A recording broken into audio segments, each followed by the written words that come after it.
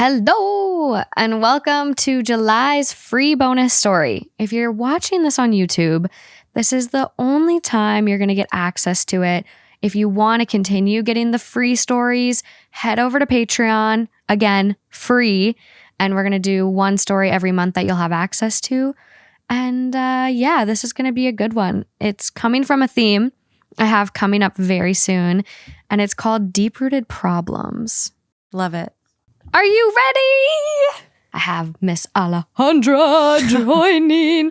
I'm losing my mind today, you guys. Why? So I think I've been scaring people. The Joe Santagato episode came out today, and then it was Chris Clemens last week. Love them both. And my strategy when I have guests come on is usually like odd guests, not like regular guest co-hosts. Like you, Lauren, Justin, you're exceptions. So like the one-off type people that I don't think I'm going to get on ever again, I really like to shock them. I like to find the most outrageous stories I can. And I didn't have the intention of putting the Chris and the Joe episodes out back to back. I wanted to space them. Didn't happen in my world. And so they came out back to back, and they've been like stories about like incest and poop. And someone commented today, they're like, Morgan, are you okay?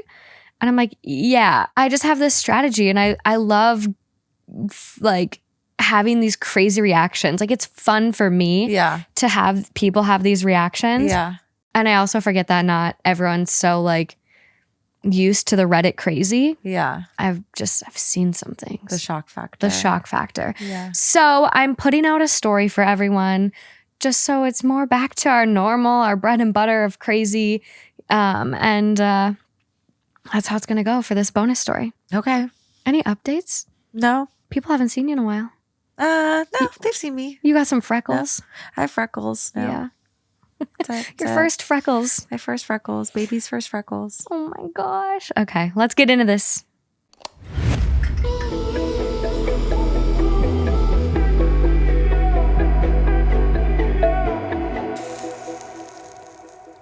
So a theme I'm working on for Patreon July full bonus episode and maybe a regular full episode is deep-rooted problems. Just these like random problems that people are encountering, and you're like, does this stem from a place of deep anguish? Like, is there more to this, or is it just like, no, they're just being dramatic in this situation? So up first, let's go. So this one is titled, My 27 male, wife, 25 female, changed my life, and now I'm thinking of leaving her. Me, 27 male, and my wife, 25 female, have been together for 7 years, married for 3. She is absolutely the best thing that happened to me, and if not for her, I would have been dead right now. I'm a recovered alcoholic. I come from a broken home, and when she met me, I was an absolute loser. She was always there for me, supported me, helped me through addiction, and helped me become the man I am today. She made a lot of sacrifices for me, including postponing school to support us and work, and moved to my country to be with me. But I wasn't always good to her. In fact, I was terrible the first 3 years. I was never physically or verbally abusive, but I didn't treat her right. Then, the next 2, I was getting better, but I was still being dishonest about a lot of things, and I ended up hurting her. The last 2 years have been good.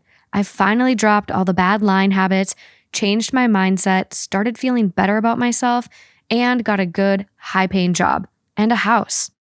Our relationship has never been better as well. However, we've been talking about having kids, and I started reconsidering everything. How am I going to be able to look at my kids knowing how I've treated their mother the first 5 years of our relationship? The past few months, I've been struggling with coming to terms with how I've treated her. I feel like every time I look at her, it's a reminder of the worst period in my life. I never had eyes for any other woman, but recently I've gotten a crush on someone whose name I don't even know. We work in different departments and we barely interact with each other, but she looks a lot like my wife. I find myself thinking about asking her out on a date and getting into a relationship with her. I've reflected on it, and I think it's because I just want something new, someone who didn't know me when I was in the lowest points of my life. I don't know what to do. I love my wife more than anything, but I'm really struggling with it now that we're in a good place. I just can't seem to come to terms with what I've done. Should I just leave her? Should I bring it up to her? Or should I keep it to myself and hope it goes away? Okay, there was a lot in there, and I think I need you to help me break that down. Spark notes? Kind of. There's just like a lot of like, what's the root issue here?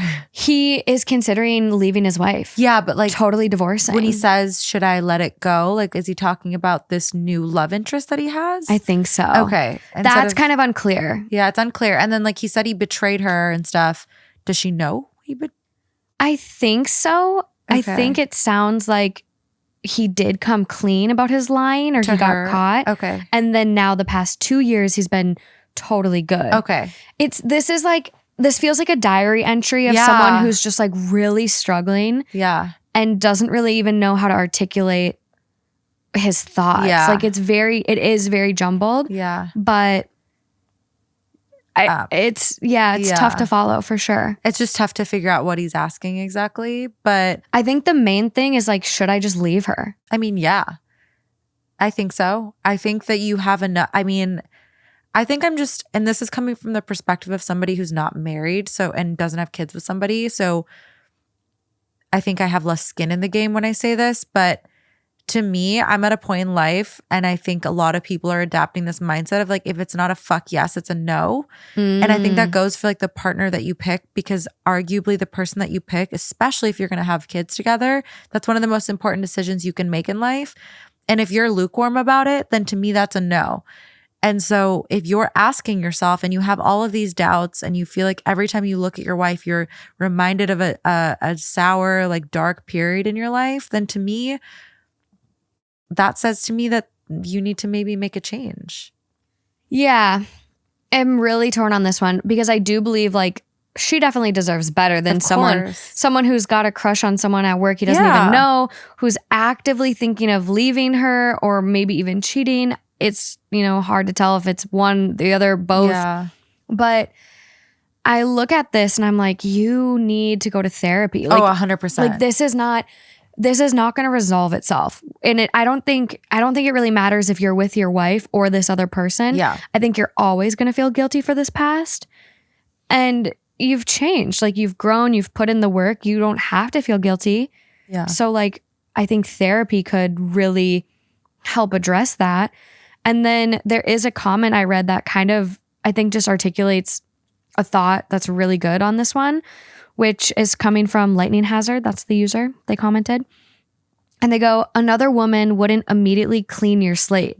That person would still ask questions about your past history and relationships. Someone who knew you at the lowest points of your life and still has chosen to forgive you is a rare find. Yeah. I think squandering that is a poor choice. If you really don't want to be reminded of your past self when you look at your wife, work hard to maintain your progress and create new happy memories together.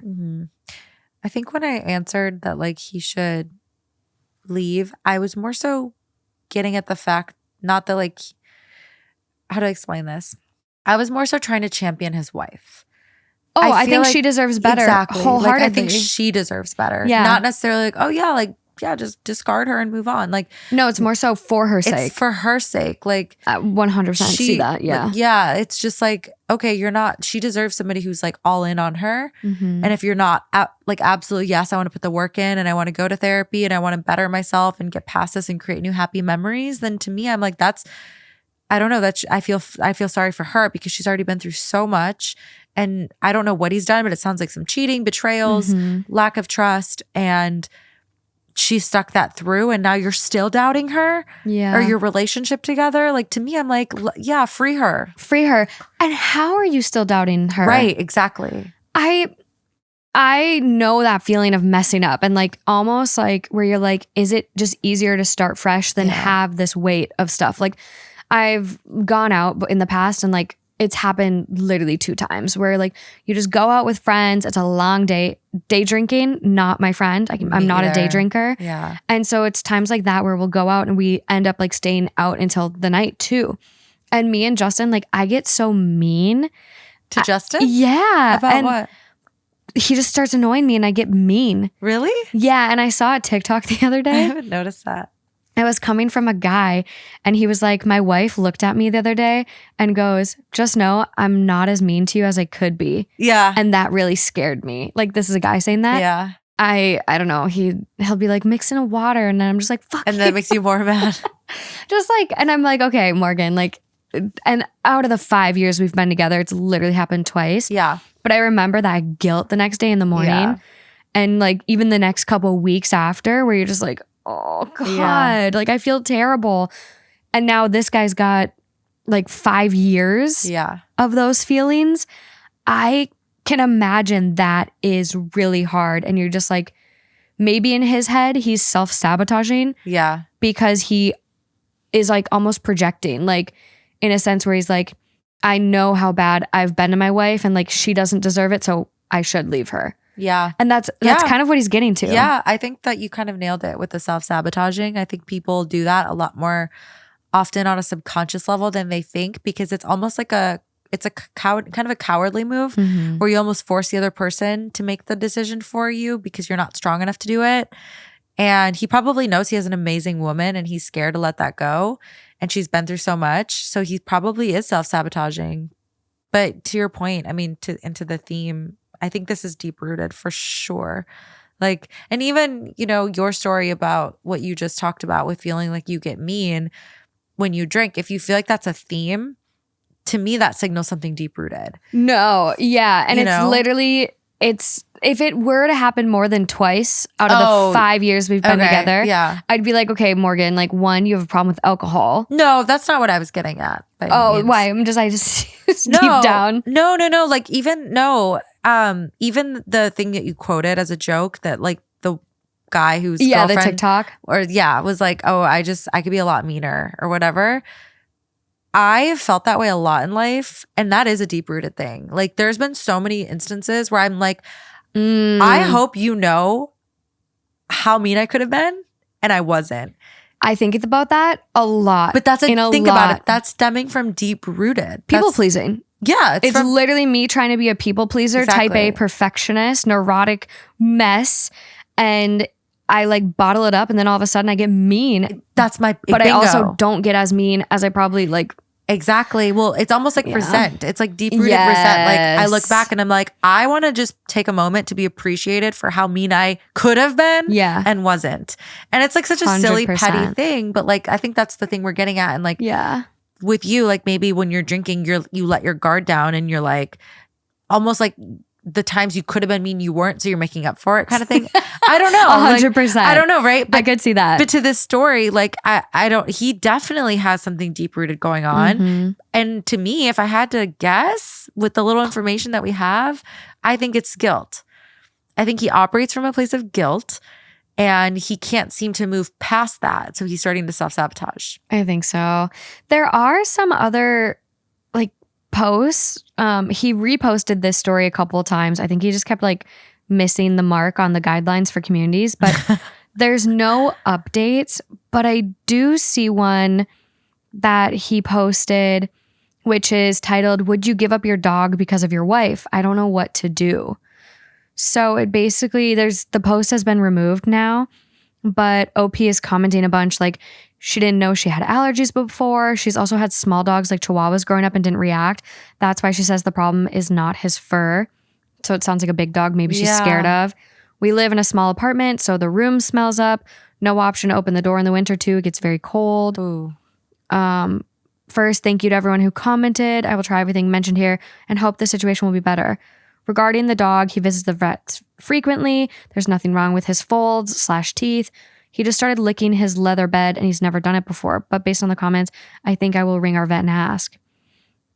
And then they're like, water intake, wife, she has an appointment with her doctor next week.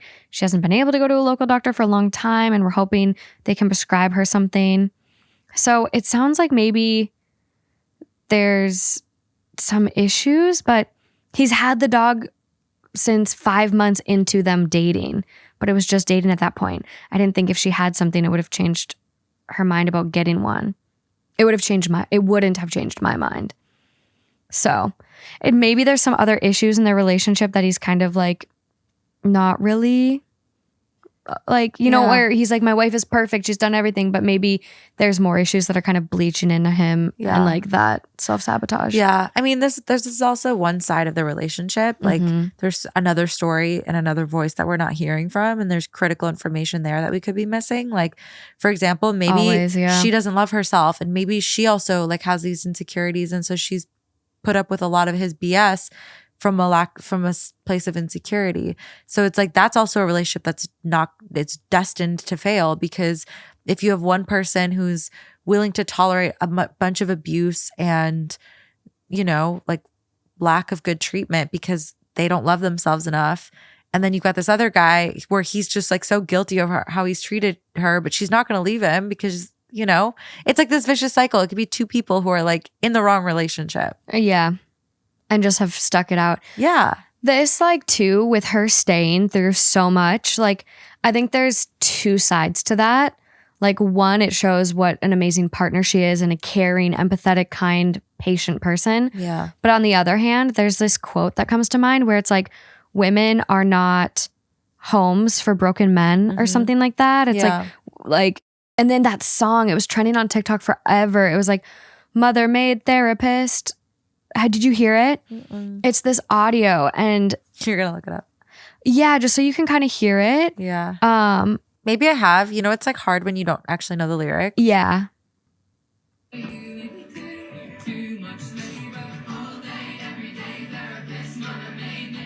No.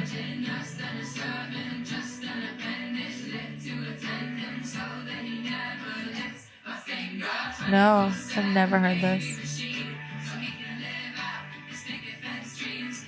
Wow. Yeah. And it just like this story reminds me of that. Like that trend. And I don't know. It's interesting, but obviously she's choosing to stay with him. She loves him. Yeah. And so I hope he can give her the same respect and now go to therapy and keep working on himself so that she does have the partner she deserves. Exactly. Like, it's not a knock on her. Like, no. I think some of the best people with the best hearts sometimes just don't love themselves enough. And I don't know her situation. Yeah. Like, you can be like, there's a quote that comes to mind when I hear this story and a lot of others is like, we accept the love we think we deserve. Yes. And oftentimes we stay in situations or relationships that we know are not good for us, but we think for some reason, whether it's an abandonment or a fear of, you know, being left or an insecurity of thinking that you're not enough or someone made you feel unlovable at some point or hard to love, or you felt like you were asking for too much. And so at a certain point, your bar of what you'll accept just gets like lower and lower. The bar gets lower for you. And so you accept that love because you've convinced yourself that you think you deserve it. And it doesn't make you a weak person or a bad person. And you can be the best intentioned person. But I guess my point in all of this is like, we don't know her situation or the way that she views herself in the relationship. So it's really hard to say. But regardless of that, I think we both agree, like, she deserves so much better.